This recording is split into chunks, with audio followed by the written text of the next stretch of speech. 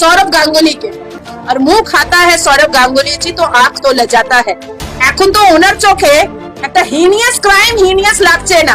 সৌরভ গাঙ্গুলি, আপনার বাড়িতে বউ আছে, আমি জানি ওর বছর হয়ে গেছে, কিন্তু আপনার বাড়িতেও মেয়ে আছে, আপনার বাড়িতেও মেয়ে আছে।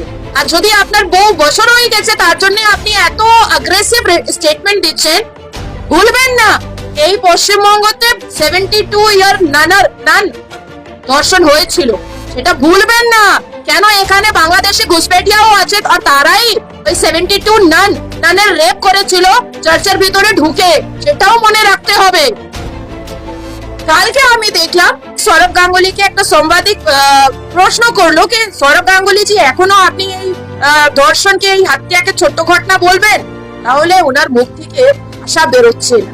উনি বলছেন না না, এত কড়া সাজা দিতে এবার উচিত, মানে নিপাপতি করার